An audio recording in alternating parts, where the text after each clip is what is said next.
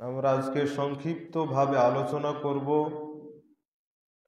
অন্ধ অনুসরণের ভয়াবহ পরিণতি এ সম্পর্কে।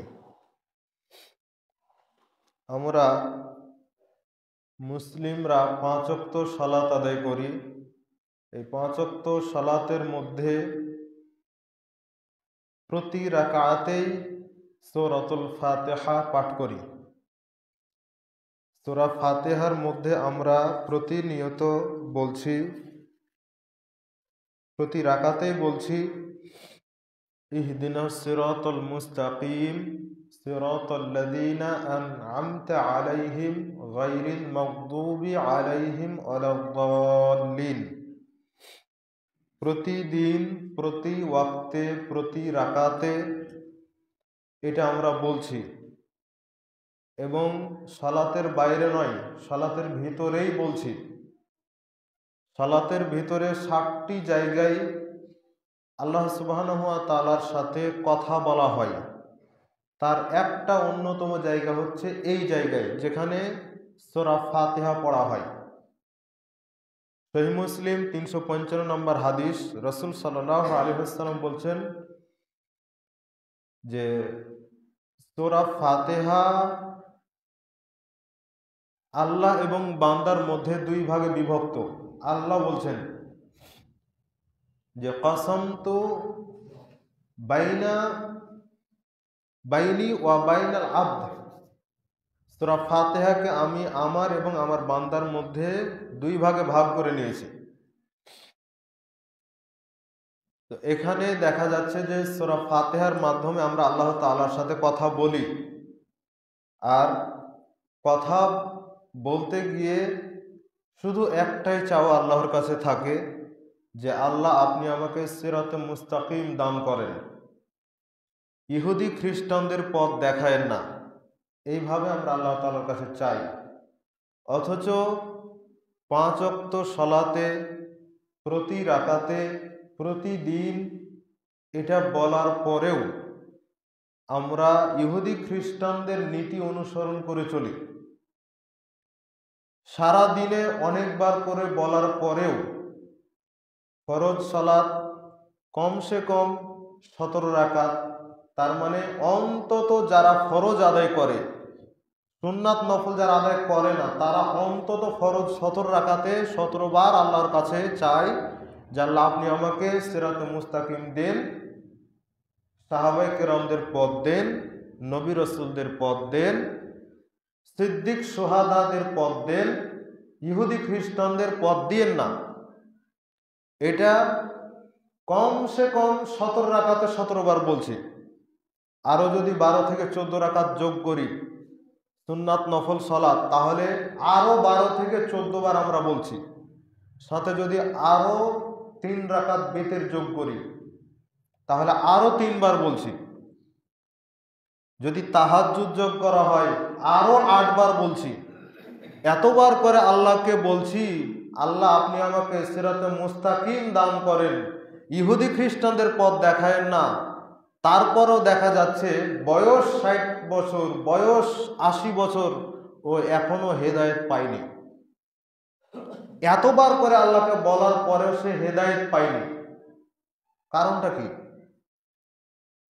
সেই কারণগুলো একটু জেনে নেন। হেদায়েত না পাওয়ার কারণ কি হতে পারে? মোটামুটি 8টা কারণ আমরা বলতে পারি।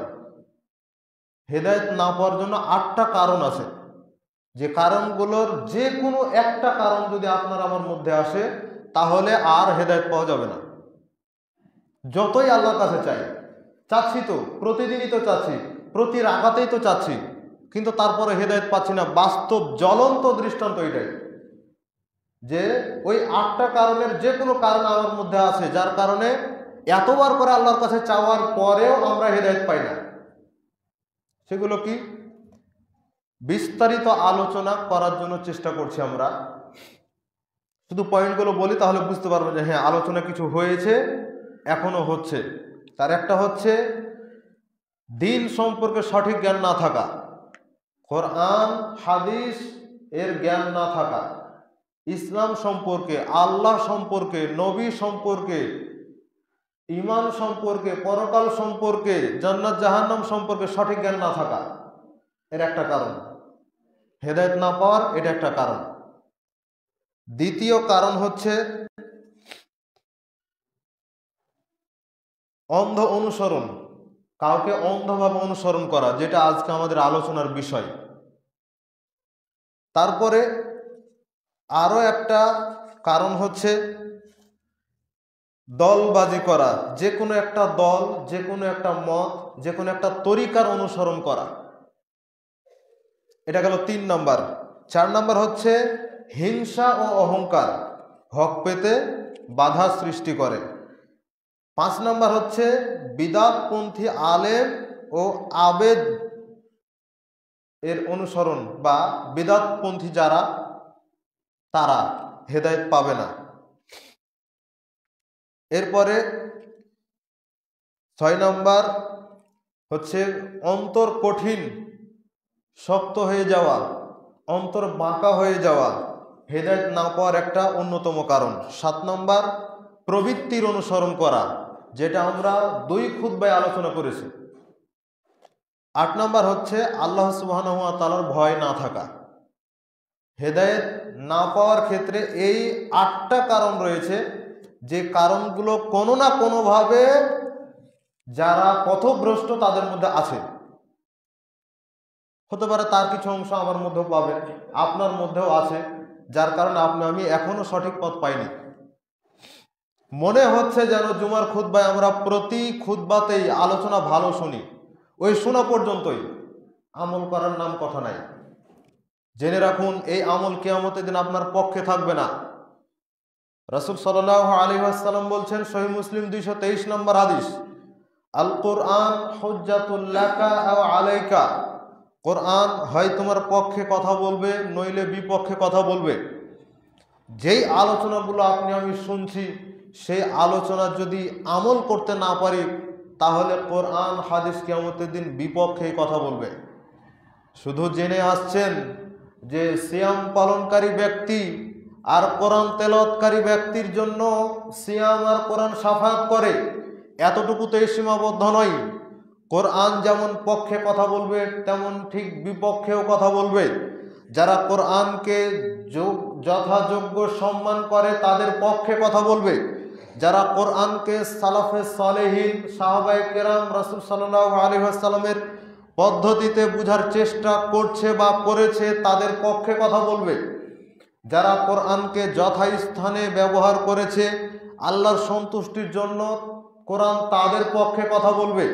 যারা কোরআন নিয়মিত তেলাওয়াত করেছে তাদের পক্ষে কথা বলবে। যারা কোরআনের ৬,২৩৬টা আয়াতকে পরিপূর্ণ অনুসরণের চেষ্টা করেছেন তাদের পক্ষে কোরআন কথা বলবে। কিন্তু যদি কোরআন আমল না করা হয়ে থাকে, কোরআন কিনে শুধু রেখে দিয়েছেন, সস্তা কোরআন, যে ১০০-১৫০ টাকাতেই কোরআন পাওয়া যায়,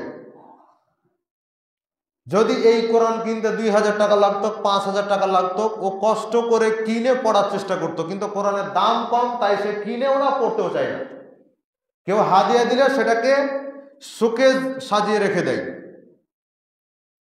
কেউ যদি দেয় অথবা কোনোভাবে যদি ক্রয় করে, তাহলে সেটাকে এমনভাবে রাখে, ওই কোরআন সারা বছর আর খুলে দেখার নাম কথা নেই, ওর উপরে আরেকটা বই, তার উপরে আরেকটা বই, এইভাবে করতে করতে ময়লা জমে যায়। কোরআনকে কেউ যদি শুধুমাত্র চুমু খাই, এই কোরআন তার বিপক্ষে কিয়ামতের দিন কথা বলবে। কোরআন পড়তে লেগে যদি কেউ বিদাতি কোনো কাজকর্ম করে, কোরআন কিয়ামতের দিন বিপক্ষে কথা বলবে। কোরআন তেলাওয়াত শেষে যদি সাদাকাল্লাহুল আযীম পড়া হয়, কোরআন কিয়ামতের দিন বিপক্ষে কথা বলবে। কোরআনকে যদি তার যথাযথ সম্মান না দেওয়া হয়, কোরআন কিয়ামতের দিন বিপক্ষে কথা বলবে। সুতরাং সাবধান হয়ে কোরআন এর যথাযথ সম্মান করতে হবে, যাতে করে কোরআন কিয়ামতের দিন আমার পক্ষে কথা বলে, ইনশাআল্লাহ। সম্মানিত উপস্থিতি, হেদায়েত না পাওয়ার কারণগুলো ধারাবাহিক আমরা আলোচনায় নিয়ে আসবো ইনশাআল্লাহ। একটা আলোচনা করা হয়েছে সঠিক জ্ঞান না থাকা, এটাও আলোচনা ক্ষেত্র বিশেষে হয়ে গেছে, তবে আবারও আসবে ইনশাআল্লাহ। আর আজকে হচ্ছে অন্ধ অনুসরণ, যেটা হেদায়েতের পথে বড় ধরনের একটা বাধা। হেদায়েতের পথে বড় ধরনের বাধা মানে শুধু কি আপনার আমার ক্ষেত্রে, শুধু কি মুসলিমদের ক্ষেত্রে? হিন্দু, বৌদ্ধ, খ্রিস্টান সবার ক্ষেত্রে বড় ধরনের একটা বাধা হচ্ছে অন্ধভাবে অনুসরণ করা, যেটাকে আরবিতে বলা হয় তাকলিদ। তাকলিদ মানে দলিল যাচাই ছাড়াই অন্ধভাবে অনুসরণ করা। আর এর বিপরীত হচ্ছে ইত্তেবা, মানে দলিল ভিত্তিক যাচাই করে আমল করার নাম হচ্ছে ইত্তেবা। তার বিপরীত হচ্ছে তাকলিদ, অন্ধ অনুসরণ। এই অন্ধ অনুসরণ মানুষের হেদায়েত না পাওয়ার একটা কারণ। হেদায়েতের জন্য বড় একটা বাধা হচ্ছে এই তাকলিদ, যেটা শুধুমাত্র আপনার আমার ক্ষেত্রে নয়। রাসূল মুহাম্মদ সাল্লাল্লাহু আলাইহি ওয়াসাল্লাম যখন জীবিত ছিলেন তখনও কাফের মুশরিকরা অন্ধ অনুসরণ করার কারণে মুহাম্মদ সাল্লাল্লাহু আলাইহি ওয়াসাল্লামকে মেনে নিতে পারেনি। যাদেরকে আল্লাহ হেদায়েত দিয়েছেন তাদের বিষয় ভিন্ন, কিন্তু যারা হেদায়েত না পেয়ে মৃত্যুবরণ করেছেন তারা এই অন্ধ অনুসরণের কারণেই হেদায়েত পায়নি, হেদায়েত পাওয়ার আগেই মৃত্যুবরণ করেছেন। সম্মানিত উপস্থিতি, শুধু কি মুহাম্মদ সাল্লাল্লাহু আলাইহি ওয়াসাল্লামের সময় না, প্রত্যেক নবী রাসূলের সময়ে এইরকম কিছু মানুষ ছিল যারা মানুষকে অন্ধভাবে অনুসরণ করার কারণে তারা হেদায়েত পায়নি। আমরা মনে করি মুহাম্মদ সাল্লাল্লাহু আলাইহি ওয়াসাল্লাম তিনি মূর্খ মানুষ ছিলেন, উম্মি ছিলেন, অজ্ঞ মানুষ ছিলেন, তিনি কিছু জানতেন না। আর আমাদের দেশে যারা হুজুর তাদের ডিগ্রির তো অভাব নাই, যার কারণে মুহাম্মদ সাল্লাল্লাহু আলাইহি ওয়াসাল্লাম তিনি ছিলেন একটা গণ্ডির মধ্যে, তিনি ওহী ছাড়া কোনো কথা বলতেন না। আর আমাদের দেশের হুজুরদের ডিগ্রি বেশি, তাই তারা মনে যা চাই তাই বলে, যা মনে চাই তাই বলে। এটা হচ্ছে আমাদের দেশের হুজুরদের অবস্থা। যদিও পূর্ববর্তী কোনো ইমাম, কোনো মুহাদ্দিস, কোনো মুহাক্কিক, কোনো নবী, কোনো রসুল, কোনো সাহাবী, কোনো তাবেঈ কেউ নিজের ব্যাপারে অন্ধ অনুসরণ করতে বলেননি। এমনকি মুহাম্মদ সাল্লাল্লাহু আলাইহি ওয়াসাল্লাম নিজেও যাচাই করে আমল করেছেন। দেখবেন সহিহ বুখারী 482 নম্বর হাদিস, আবু হুরায়রা রাদিয়াল্লাহু তাআলা আনহু বলছেন, রাসূলুল্লাহ সাল্লাল্লাহু আলাইহি ওয়াসাল্লাম আমাদেরকে নিয়ে জোহর কিংবা আসরের সালাত আদায় করলেন। জোহরের সালাতও 4 রাকাত, আসরের সালাতও 4 রাকাত, ফরজ সালাত। তিনি আমাদেরকে নিয়ে জামাত সহ 4 রাকাত সালাত আদায় করলেন। সালাত আদায় করার সময়ে 4 রাকাতের জায়গাতে তিনি 2 রাকাত সালাত আদায় করলেন। 2 রাকাত সালাত আদায় করে সালাম ফিরিয়ে দিয়েছেন। এদিক ওদিক আনাগোনা শুরু হয়ে গেছে, কি ব্যাপার, ওহী দিয়ে কি আল্লাহ কমিয়ে দিলেন? এর আগে যেমন 2 রাকাত করে সালাত ছিল, সকালে 2 রাকাত, সন্ধ্যায় 2 রাকাত, সফর অবস্থায় 2 রাকাত, মুকিম অবস্থাতেও 2 রাকাত, কিন্তু আল্লাহ সুবহানাহু ওয়া তাআলা সালাত বৃদ্ধি করে দিয়েছেন, দিয়ে মুকিম ব্যক্তির সালাত বাড়িয়ে দিয়েছেন, মুসাফিরের জন্য ওই 4 রাকাতের জায়গাতে 2 রাকাতই রেখেছেন। এটা একটা পর্যায়ে ঘটেছে, কিন্তু আবার কি আল্লাহ আয়াত নাজিল করলে আবার কি আল্লাহ সালাত কমিয়ে দিলেন? সাহাবীরা আনাগোনা করতে লাগলো। রাসূল সাল্লাল্লাহু আলাইহি ওয়াসাল্লামের সামনে এসে আর কেউ কথা বলতে পারছেন না, এমনকি আবু বকর ওমরও কথা বলতে পারে না। কেমন মানে? এবার রাসূল সাল্লাল্লাহু আলাইহি ওয়াসাল্লামের সামনে এসে কথা বলছেন জুলিয়া দাইন, 2 হাত লম্বা একজন সাহাবী, তার লকব হচ্ছে জুলিয়া দাইন, আসল নাম হচ্ছে খিরবাক রাদিয়াল্লাহু তাআলা আনহু। তিনি এসে বলছেন যে আল্লাহর রাসূল, আপনার প্রতি কি ওহী নাজিল করে আল্লাহ সালাত কমিয়ে দিয়েছেন নাকি আপনি ভুলে গেছেন? তখন তিনি বলছেন যে আমার ওপর ওহীও করে আল্লাহ কমিয়েও দেননি, আবার আমি ভুলেও যাইনি, মানে তিনি যে ভুলে গেছেন এটাও তার স্মরণে নাই। তখন সাহাবীরা বুঝতে পারলেন যে আসলে আল্লাহ ওহী নাজিল করেননি, আল্লাহ রাসূল ভুলেই গেছেন। রাসূল সাল্লাল্লাহু আলাইহি ওয়াসাল্লাম খিরবাক রাদিয়াল্লাহু তাআলা আনহুর কথা শুনেই থেমে গেলেন না। তিনি আবু বকর ওমরকে বললেন, আবু বকর, ওমর, খিরবাক যা বলছে সেটা কি ঠিক? আসলেই কি 2 রাকাত সালাত পড়েছি? তখন তারা বললেন, জি 2 রাকাত সালাত হয়েছে। রাসূল সাল্লাল্লাহু আলাইহি ওয়াসাল্লাম বাইরে চলে গিয়েছিলেন, আবার তিনি মসজিদের মধ্যে প্রবেশ করে আবার বাকি 2 রাকাত সালাত আদায় করে সাহু সিজদা দিয়ে সালাম ফিরিয়ে বিদায় নিলেন। এটা হচ্ছে রাসূল সাল্লাল্লাহু আলাইহি ওয়াসাল্লামের সালাতের অবস্থা। এখান থেকে যেটা বুঝাতে চাইলাম সেটা হলো রাসূল সাল্লাল্লাহু আলাইহি ওয়াসাল্লাম নিজেও তদন্ত করে যাচাই করে আমল করেছেন। আরেকটা শিক্ষা চলে আসে, রাসূল সাল্লাল্লাহু আলাইহি ওয়াসাল্লাম গায়েবের খবর জানতেন না। যদি তিনি গায়েবের খবর জানতেন তাহলে আবু বকর ওমরকে জিজ্ঞাসা করার প্রয়োজন হতো না। যদি তিনি গায়েব জানতেন তাহলে এতক্ষণ পর্যন্ত দেরি করা লাগতো না। এই জন্যই কোরআনুল কারীমের মধ্যে আল্লাহ সুবহানাহু ওয়া তাআলা জানিয়েছেন, কুল ইন্নামা আনা বাশারুম মিসলুকুম ইউহা ইলাইয়া আন্নামা ইলাহুকুম ইলাহু ওয়াহিদ। হে নবী, আপনি বলে দিন, ইন্নামা আনা বাশারুন, নিশ্চয় আমি হচ্ছে একজন মানুষ, নিশ্চয় আমি হচ্ছে একজন মানুষ। পার্থক্য কি? আমার কাছে ওহী আসে, তোমাদের কাছে ওহী আসে না, এটাই হচ্ছে পার্থক্য। তাছাড়া মানবীয় দিক থেকে রাসূল সাল্লাল্লাহু আলাইহি ওয়াসাল্লাম আর সাধারণ মানুষের মধ্যে ততটুকুই পার্থক্য ছিল যতটুকু আল্লাহ পার্থক্য করে দিয়েছেন, বাকি আর কোনো পার্থক্য ছিল না। বিশেষ কিছু বৈশিষ্ট্য রাসূল সাল্লাল্লাহু আলাইহি ওয়াসাল্লামকে আল্লাহ দিয়েছিলেন, বাকি আর কোনো পার্থক্য ছিল না। তাহলে এখান থেকে এটাই বোঝা গেল রাসূল সাল্লাল্লাহু আলাইহি ওয়াসাল্লাম নিজে আমল করার ক্ষেত্রেও যাচাই করে আমল করেছেন। মুহাম্মদ সাল্লাল্লাহু আলাইহি ওয়াসাল্লামের যাচাই করে আমল করা লাগে, আর আমাদের সমাজের মানুষ কি এমন হয়ে গেছেন যে আপনার যাচাই করা লাগে না, আপনার যাচাই ছাড়াই চলে। কি এমন হয়ে গেছেন আপনি? মুহাম্মদ সাল্লাল্লাহু আলাইহি ওয়াসাল্লাম জান্নাতে প্রথম ব্যক্তি, যিনি জান্নাতে প্রবেশ করবেন প্রথম। আদম থেকে শুরু করে কিয়ামত পর্যন্ত যত মানুষ কিয়ামতের দিন উপস্থিত হবে, সবার মধ্য থেকে প্রথম যে ব্যক্তি জান্নাতে প্রবেশ করবেন সে ব্যক্তি হচ্ছে মুহাম্মদ সাল্লাল্লাহু আলাইহি ওয়াসাল্লাম। তাকে দিয়েই আল্লাহ জান্নাতকে উদ্বোধন করবেন। তার তদন্ত করে আমল করা লাগে। আর আপনার হুজুর কি এমন হয়ে গেছে যে আপনার তদন্ত করা লাগে না? কি এমন হয়ে গেছে? রাসূলুল্লাহ সাল্লাল্লাহু আলাইহি ওয়াসাল্লাম একটি আয়াত তেলাওয়াত করলেন,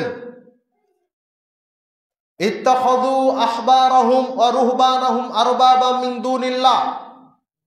ইহুদি খ্রিস্টানরা তাদের পাদ্রীদেরকে, তাদের যাজক উপযাজক, তাদের আলেম দরবেশদেরকে রব করে নিয়েছে, মাবুদ করে নিয়েছে। তখন একজন সাহাবী আসলেন, আদি ইবনে আবি হাতিম রাদিয়াল্লাহু তাআলা আনহু, ইসলাম গ্রহণ করবেন বা ইসলাম গ্রহণ করে নিয়েছেন প্রথম অবস্থায়। তিনি আসলেন আল্লাহ রাসূলের কাছে। তার গায়ে ছিল স্বর্ণের ক্রুশের একটা মালা। তখন রাসূল সাল্লাল্লাহু আলাইহি ওয়াসাল্লাম তাকে বললেন, তুমি এটা খুলে ফেলো। এরপরে তিনি এই আয়াত তেলাওয়াত করলেন, সূরা তাওবা 9 নম্বর সূরা 31 নম্বর আয়াত। আল্লাহ জানালেন ইহুদি খ্রিস্টানরা তাদের আলেমদের দরবেশদেরকে আল্লাহ বানিয়ে নিয়েছে, মাবুদ বানিয়ে নিয়েছে। আমাদের সমাজে আলেমদের একটা ডেজিগনেশন হচ্ছে মুফতি। মুফতি মানে যিনি ফতোয়া দেন। আল্লাহর ডেজিগনেশন নিয়ে এসেছে আলেমের ক্ষেত্রে, লা হাওলা ওয়ালা কুওয়াতা ইল্লা বিল্লাহ। এই নাম ব্যবহার করাই হারাম, মুফতি শব্দ ব্যবহার করাই হারাম। কেন? ফতোয়া দেওয়ার একমাত্র অধিকার রাখেন আল্লাহ সুবহানাহু ওয়া তাআলা। দুনিয়ার কোনো মানুষ ফতোয়া দেওয়ার অধিকার রাখে না। যদি রাখতেন তাহলে মুহাম্মদ সাল্লাল্লাহু আলাইহি ওয়াসাল্লামের নামের পূর্বে মুফতি শব্দ দেওয়া লাগতো, কই নাই তো। তাহলে চলছে কেন? কিভাবে চলছে? কেউ তো তদন্ত করে দেখে না, কেউ তো জানা বুঝার প্রয়োজন মনে করে না। মুহাম্মদ সাল্লাল্লাহু আলাইহি ওয়াসাল্লামের সামনে আদি ইবনে আবি হাতিম বলছেন যে আল্লাহ রাসূল, আল্লাহ যে বললেন যে ইহুদি খ্রিস্টানরা তাদের আলেম দরবেশদেরকে রব বানিয়ে নিয়েছে, আল্লাহ বানিয়ে নিয়েছে, কই আমি তো ইহুদি ছিলাম, আমি তো খ্রিস্টান ছিলাম, আমি তো দেখলাম না যে ইহুদিরা তাদের আলেমদেরকে আল্লাহ বলে ডাকে, রব বলে ডাকে, মাবুদ বলে ডাকে, আমি তো দেখলাম না। মুহাম্মদ সাল্লাল্লাহু আলাইহি ওয়াসাল্লাম বলছেন যে আলাইসা ইউহাররিমুনা মা আহাল্লাল্লাহ ফাতুহাররিমুনহু। তুমি যেটা বুঝেছো ওটা নয়, বরঞ্চ আল্লাহ সুবহানাহু ওয়া তাআলা যেটাকে হারাম বলেছেন ওটা বাদ দিয়ে ও আলাদাভাবে একটাকে হারাম বলে, আলেমদের এই ফতুয়া শুনে কি তারা এটাকে হারাম বলে মানে না? আল্লাহ একটা জিনিসকে বলেছেন হালাল, অথচ আলেম বলছে যেটা হারাম। তাহলে কার ফতোয়া মানে? আল্লাহর ফতোয়া মানে নাকি আলেমের ফতোয়া মানে? তা আলেমের ফতোয়া মানে। আল্লাহ একটা জিনিসকে বলেছে হারাম, অথচ ওই দরবেশ ওই আলেম বলছে যে না, এটা বিপরীত। আল্লাহ বলছেন হালাল, ও বলছে হারাম। আল্লাহ বলছেন হারাম, ও বলছে হালাল। কারটা মানা হয়? তখন আদি ইবনে আবি হাতেম বলছেন যে আল্লাহ রসুল, আলেমের ফতোয়া কি তো মানা হয়? তখন রাসূল সাল্লাল্লাহু আলাইহি ওয়াসাল্লাম বললেন, ফাতিলকা ইবাদাতুহুম, এটাই হচ্ছে সেটা যেটা তুমি বুঝতে ভুল করেছিলে। ওরা আলেমদের ইবাদত করার মাধ্যমে ওরা আলেমদেরকেই রব বানিয়ে নিয়েছে। জি, কথা এটাই। যে হাদিস বললাম, তিরমিজি 3095 নম্বর হাদিস। ইমাম বাইহাকির লেখা একটা কিতাব রয়েছে সুনানুল কুবরা, 20748 নম্বর হাদিসের মধ্যে স্পষ্ট বিবরণ রয়েছে। এবার এটা দিয়ে আপনাকে বুঝাচ্ছি যে তদন্ত করে যদি আমল না করেন, যার ফতোয়া শুনে আমল করলেন, যার বক্তব্য শুনে আমল করলেন, যদি ওটা আল্লাহ এবং তার রাসূলের পক্ষ থেকে না হয়ে থাকে, তাহলে ওকেই আপনি মাবুদ হিসাবে গ্রহণ করে নিলেন, তারই আপনি ইবাদত করলেন। এটাই আল্লাহ সুবহানাহু ওয়া তাআলা এই আয়াতে বলেছেন। যার বক্তব্য শুনে আপনি আমল করেছেন, ওটা তদন্ত করে আমল করতে হবে। রাসূল সাল্লাল্লাহু আলাইহি ওয়াসাল্লাম তদন্ত করছেন, সাহাবায়ে কেরাম তদন্ত করেন, পূর্ববর্তী সালাফগণ তদন্ত করে আমল করতেন। আর আপনার আমার প্রয়োজন হয় না, যাচাই করার প্রয়োজন হয় না। জি, অবশ্যই প্রয়োজন আছে। ইমাম আহমদ বিন হাম্বল রাহিমাহুল্লাহ 10 লক্ষ হাদিস মুখস্থ ছিল। 10 লক্ষ হাদিসের মধ্যে সবই কি সঠিক ছিল? সঠিক ছিল না। 10 লক্ষ হাদিসের মধ্যে তিনি 40,000 হাদিস নোট করেছেন। তার মানে কি, দেখা গেছে অনেক হাদিস এইরকম পাওয়া যাবে যেগুলো জাল বানোয়াট হাদিস, যেগুলোর সূত্রই হচ্ছে দুর্বল। তাহলে ওই হাদিসের উপর আপনি আমল করবেন? তদন্ত না করলে ওই পথে আপনি কখন চলে যাবেন আপনি বুঝতে পারবেন না। এই জন্য যাচাই করে আমল করার জন্য চেষ্টা করতে হবে। সম্মানিত উপস্থিতি, এরপরে আসেন তদন্ত করে আমল কেন করবেন আপনি? রাসূল সাল্লাল্লাহু আলাইহি ওয়াসাল্লাম যে তদন্ত করলেন, আল্লাহ রাসূলের কি মান, কি মর্যাদা, ইনশাআল্লাহ সামনে আমরা আলোচনায় নিয়ে আসব। তবে এটা জেনে রাখা ভালো হবে, পূর্ববর্তী কোনো নবী, কোনো রাসূল, কোনো ইমাম, কোনো সাহাবী কেউ নিজের তাকলিদ করার জন্য বলেননি, নিজের অন্ধ অনুসরণ করার জন্য বলেননি। শুধুমাত্র আমরাই আবেগের আতিশয্যে আমরাই শুধুমাত্র তাদের ভক্ত হয়ে তাদের অনুসরণ করতে গিয়ে আমরা ভুল পথে চলে যাচ্ছি। একজন ব্যক্তি রাসূল সাল্লাল্লাহু আলাইহি ওয়াসাল্লামের অনুসরণ করবে, সে ব্যক্তির দোষ হয়ে যায়। সাহাবায়ে কেরামের অনুসরণ করলে দোষ হয়ে যায়। সাহাবায়ে কেরামের বিরুদ্ধাচরণ করলে কোনো অপরাধ হয় না। মুহাম্মদ সাল্লাল্লাহু আলাইহি ওয়াসাল্লামের বিরুদ্ধাচরণ করলে কোনো অপরাধ হয় না। কিন্তু যদি ইমাম একটা জিনিস বলেছে সেটা কোরআন হাদিসের বিপরীত হয়ে যায়, এটার যদি কেউ প্রতিবাদ করে, তাহলে সে ব্যক্তি জঙ্গি হয়ে যায়, ইহুদির দালাল হয়ে যায়, খ্রিস্টানের দালাল হয়ে যায়। সাহাবায়ে কেরাম যেটা ভুল, মানে সাহাবায়ে কেরামের কেউ যদি ভুল ধরার জন্য চেষ্টা করে, ওটা বড় অপরাধ নয়। সাহাবায়ে কেরাম যে আমল করেছেন ওটা যদি কেউ না করে সেটা ভুল নয়। ভুল হচ্ছে কোনটা?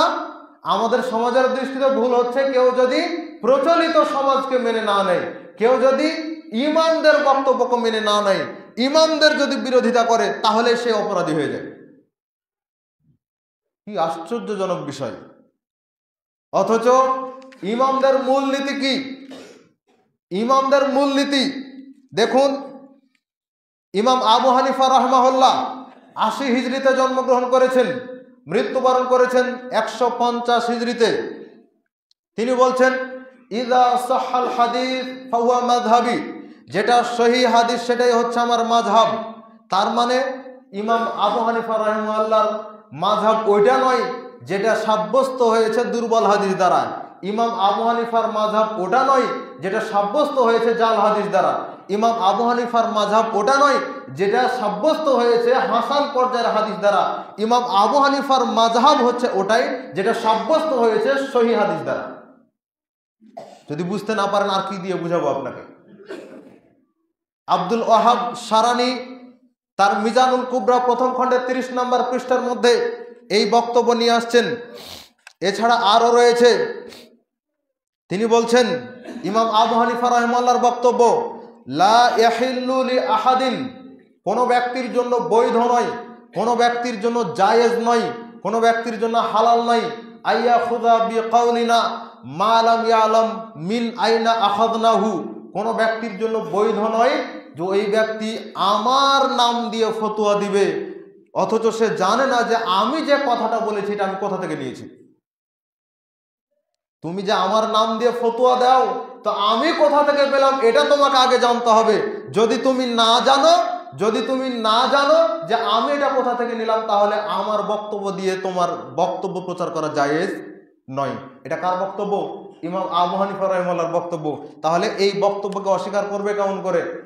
কিছুদিন থেকে চলছে লুৎফুর রহমান ফরায়েজি, সে মিডিয়াতে এসে বলছে যে ইদা সাহাল হাদিস ফাহুয়া মাযহাবি, এটা ইমাম আবু হানিফার বক্তব্য নয়, ঠেলাই পড়লে যা হয়। সঠিকটা না মানার কারণে আজকে এইভাবে কথা বলতে হয় তাদেরকে। সম্মানিত উপস্থিতি, এরপরে আরও রয়েছে হারামুন আলা মাল্লাম ইয়ারিফ দালিলি, তিনি বলছেন যে কারো জন্য আমার দলিল গ্রহণ করা জায়েজ নয় যে ব্যক্তি জানে না যে আমি এটা কোথা থেকে নিলাম। তার মানে ইমাম আবু হানিফা রাহিমাহুল্লাহ যে আমলটা আপনি নিচ্ছেন সেটা কি উনি কি কোরআন হাদিস থেকে জেনে আমল করেছেন এটা আপনাকে জানতে হবে, তারপরে আপনি ওটা নিতে পারবেন। তাছাড়া শুধুমাত্র ওনার আমল নিবেন দিয়ে বলবেন এই তো আমাদের ইমাম করেছে তাই আমি করছি, এটা দিয়ে কাজ হবে না, এটা দিয়ে কোনো কাজ হবে না। সম্মানিত উপস্থিতি, এরপরে আসেন ইমাম মালিক রাহমাহুল্লাহ, জন্মগ্রহণ করেছেন 93 হিজরিতে, মৃত্যুবরণ করেছেন 179 হিজরিতে। তিনি বলছেন ইন্নামা আনা বাশারুন, নিশ্চয় আমি হচ্ছে একজন মানুষ, উখতি ওয়া উসিবু, আমি ভুলও করে থাকি সঠিকও করে থাকি। ইমাম মালিক রাহিমাহুল্লাহ বলছেন যে আমি মানুষ, আমি ভুলও করি সঠিকও করি। কি মানে নরম মানুষ, কি বিনয়ী মানুষ, যাকে বলা হয় দারুল হিজরা। ইমাম মালিক রাহিমাহুল্লাহ হচ্ছেন তার সময়ের মদিনার সবচেয়ে বড় আলেম। তিনি বলছেন যে নিশ্চয় আমি হচ্ছে একজন মানুষ, আমার সঠিকও হয় আমার ভুলও হয়, মানুষ হিসাবে সঠিকও হয় ভুলও হয়। তিনি বলছেন ফানজুর ফির রাই, তুমি আমার বক্তব্যের দিকে নজর দাও, ফাকুল্লু মা ওয়াফাকাল কিতাবি ওয়াস সুন্নাহ, যদি আমার বক্তব্য কোরআন এবং সুন্নাহ অনুযায়ী হয়, ফাখুযু বিহি, তাহলে তোমরা সেই বক্তব্য গ্রহণ করো। ওয়া কুল্লু মা লাম ইউয়াফিক, যদি আমার বক্তব্য কোরআন সুন্নাহর বিপরীত হয়ে যায়, যালিকা ফাতরুকুহু, তাহলে তোমরা আমার বক্তব্যকে ছুঁড়ে ফেলে দাও। ইমাম মালিক রাহিমাহুল্লাহ কথা বলছেন। তাহলে বলেন ইমাম মালিক রাহিমাহুল্লাহ তিনি কি তার তাকলিদ করার জন্য বলেছেন? তাকলিদ করার জন্য বলেননি। আরো অনেক বক্তব্য রয়েছে। পরে আসেন ইমাম মালিক রাহিমাহুল্লাহ, তিনি তাকে একজন ব্যক্তি এসে জিজ্ঞাসা করছেন যে আমি হজ করার চিন্তা ভাবনা করছি, তা আমি কোথা থেকে ইহরাম বাঁধবো? তখন তিনি বলছেন যে আল্লাহ এবং তার রসুল যেই জায়গা নির্ধারণ করে দিয়েছেন, যেই মিকাত নির্ধারণ করে দিয়েছেন সেই জায়গা থেকে তুমি ইহরাম বাঁধো। তখন উনি বলছেন যে আচ্ছা আমি যদি মসজিদে নববী থেকে ইহরাম বাঁধি তাহলে কেমন হয়? রাসূল সাল্লাল্লাহু আলাইহি ওয়াসাল্লামের কবরের ওখান থেকে ইহরাম বাঁধবো তাহলে এটা কেমন হয়? মসজিদে নববীর ওই দিক থেকে সম্ভবত ইয়ালামলাম, সম্ভবত যেটা মিকাত, তো উনি ডাইরেক্ট মিকাত থেকে ইহরাম বাঁধার স্থান থেকে ইহরাম না বেঁধে উনি আরেকটু দূর থেকে ইহরাম বাঁধবেন, মসজিদে নববী যেখানে মুহাম্মদ সাল্লাল্লাহু আলাইহি ওয়াসাল্লামের কবর আছে ওখান থেকে। ইমাম মালিক রাহিমাহুল্লাহ বলছেন যে রাসূল সাল্লাল্লাহু আলাইহি ওয়াসাল্লাম যেখানে যেখানে ইহরাম বাঁধার জন্য বলেছেন তুমি সেখান থেকে ইহরাম বাঁধো। তো বলছে আমি যদি ওখান থেকে ইহরাম বাঁধি তাহলে কি বৈধ হবে না? বলছে না, আমি এটাকে বৈধ মনে করি না। বলছে যে আমি একটা ভালো কাজ করতে চাচ্ছি আর আপনি এটা বৈধ মনে করছেন না, তার মানে? বলছে তুমি যে জেদ করা শুরু করেছো, আমার আশঙ্কা হচ্ছে তুমি ফিতনায় পড়ে যাবে। ওই লোক তখন বলছে আরে আমি একটা ভালো কাজ করব, তো এখানে ফিতনার আবার কি হলো? তখন ইমাম মালিক রাহিমাহুল্লাহ কোরআনের আয়াত তেলাওয়াত করলেন। তিনি বলছেন ফালইয়াহযারিল্লাযিনা ইউখালিফুনা আন আমরি আন তুসিবাহুম ফিতনাহ আও ইউসিবাহুম আযাবুন আলীম। সূরা নূর 24 নম্বর সূরা 63 নম্বর আয়াত। আল্লাহ বলছেন যারা মুহাম্মদ সাল্লাল্লাহু আলাইহি ওয়াসাল্লামের বিরুদ্ধাচরণ করে তারা যেন প্রস্তুতি নিয়ে রাখে যে হয় দুনিয়াতে আল্লাহ তাআলা তাদেরকে আযাব ও গজব দিবেন, অথবা কিয়ামতের দিন আল্লাহ তাআলা তাদেরকে যন্ত্রণাদায়ক শাস্তির মধ্যে প্রবেশ করাবেন যারা মুহাম্মদ সাল্লাল্লাহু আলাইহি ওয়াসাল্লামের বিরুদ্ধাচরণ করে। তাহলে আল্লাহ রসুল একটা মিকাত নির্ধারণ করে দিলেন, ওইটা থেকে ইহরাম না বেঁধে সে আরো দূর থেকে মুহাম্মদ সাল্লাল্লাহু আলাইহি ওয়াসাল্লামের কবর থেকে ইহরাম বাঁধবে। এটা কি আল্লাহ রসুলের বিরুদ্ধাচরণ নয়? এটা মুহাম্মদ সাল্লাল্লাহু আলাইহি ওয়াসাল্লামের বিরুদ্ধাচরণ নয়? কেন আপনাকে অতিরিক্ত কোনো কিছু করতে হবে ইসলামের নাম দিয়ে? এই সমস্ত জায়গা থেকে ফিরে আসার জন্য চেষ্টা করুন। ইমাম মালিক রাহিমাহুল্লাহ বলছেন মানিবতাদা ফিল ইসলামি বিদআহ ইয়ারাহা হাসানা। যে ব্যক্তি ইসলামের নাম দিয়ে কোনো বিদাতি কাজ করে, কোনো কাজকে ভালো মনে করে সে কোনো বিদাতি কাজ করছে, ও যেন বুঝাতে চাচ্ছে জামা আন্না মুহাম্মদ সাল্লাল্লাহু আলাইহি ওয়াসাল্লাম খানার রিসালা, যে মুহাম্মদ সাল্লাল্লাহু আলাইহি ওয়াসাল্লাম তার রিসালাতের ক্ষেত্রে খিয়ানত করেছেন। ইমাম মালিক বলছেন যে কেউ যদি ইসলামের নাম দিয়ে কোনো কিছু করে, ও যেন বুঝাতে চাচ্ছে যে মুহাম্মদ সাল্লাল্লাহু আলাইহি ওয়াসাল্লাম তার রিসালাত সঠিকভাবে পৌঁছে দেয়নি, তাই আমাকে নতুনভাবে কিছু করতে হচ্ছে। অথচ আল্লাহ কোরআনের আয়াত নাজিল করেছেন আল ইয়াউমা আকমালতু লাকুম দীনাকুম ওয়া আতমামতু আলাইকুম নি'মাতি ওয়া রাদিতু লাকুমুল ইসলাম দীনা। সূরা মায়েদা 5 নম্বর সূরা 3 নম্বর আয়াত আল্লাহ বলছেন যে আজকে আমি তোমাদের দিনকে পরিপূর্ণ করে দিলাম। তাহলে দিন কি? পরিপূর্ণ। দিন পরিপূর্ণ।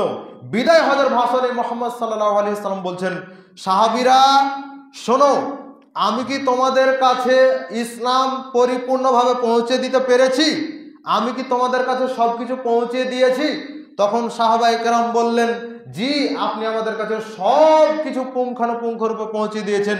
তখন মুহাম্মদ সাল্লাল্লাহু আলাইহি ওয়াসাল্লাম আসমানের দিকে আঙ্গুল তুলে বললেন আল্লাহুম্মা শাহাদ, হে আল্লাহ আপনি সাক্ষী থাকুন। আল্লাহুম্মা শাহাদ, আল্লাহ আপনি সাক্ষী থাকুন। আল্লাহুম্মা শাহাদ, আল্লাহ আপনি সাক্ষী থাকুন। আমার সাহাবীরা বলছে যে আমি ইসলাম পরিপূর্ণভাবে পৌঁছে দিয়েছি, অতএব আমাকে যেন কিয়ামতের দিন ধরা খেতে না হয়, আল্লাহ আপনি সাক্ষী থাকেন। তাহলে মুহাম্মদ সাল্লাল্লাহু আলাইহি ওয়াসাল্লাম ইসলাম পরিপূর্ণভাবে পৌঁছে দিয়েছেন। সাহাবীরা বলছেন যে আকাশ দিয়ে যে পাখি উড়ে যায়, এই পাখি কি বলে, এই পাখি কিভাবে উড়ে যায়, এই জ্ঞানটাও মুহাম্মদ সাল্লাল্লাহু আলাইহি ওয়াসাল্লাম আমাদেরকে দিয়ে গেছেন। এটা ছোটখাটো বিষয় না, একেবারে নর্মাল বিষয় না, খুবই ইজি বিষয়। অথচ মুহাম্মদ সাল্লাল্লাহু আলাইহি ওয়াসাল্লাম সব কিছু আমাদেরকে জানিয়ে গেছেন,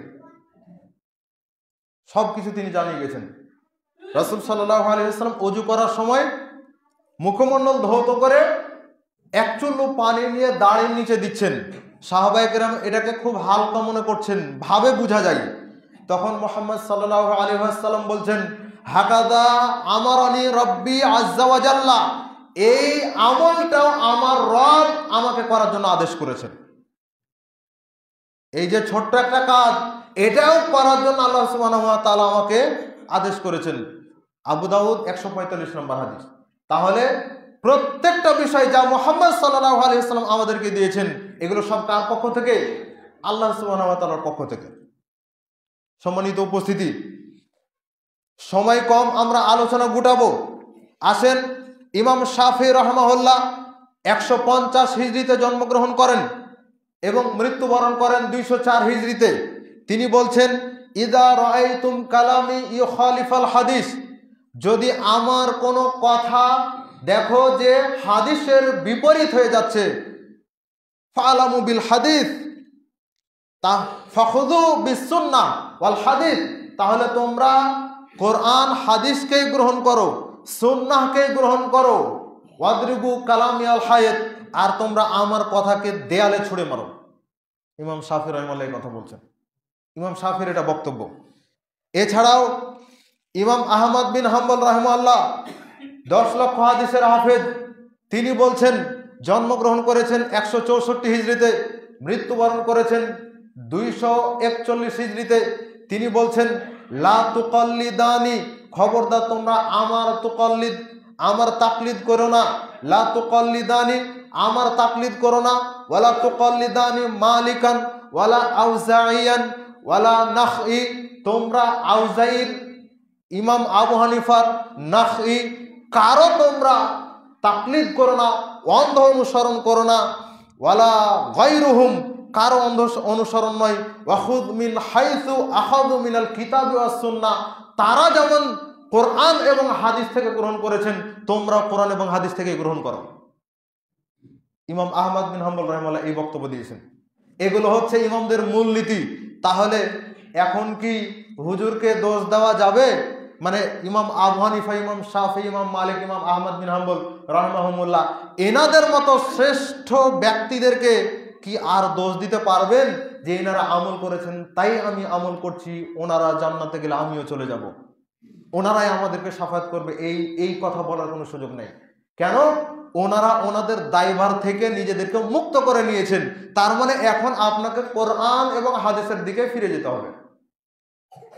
আল্লাহ সুবহানাহু ওয়া তাআলা আমাদেরকে বিষয়গুলো অনুধাবন করার জন্য তৌফিক দান করুন, আমিন। সম্মানিত উপস্থিতি, বাকি আলোচনা আমরা আগামী দিনগুলোতে করার জন্য চেষ্টা করব। আল্লাহ সুবহানাহু ওয়া তাআলা আমাদেরকে কবুল করুন, আমিন। বারাকাল্লাহু লানা ওয়া লাকুম ফিল কোরআনিল আযীম।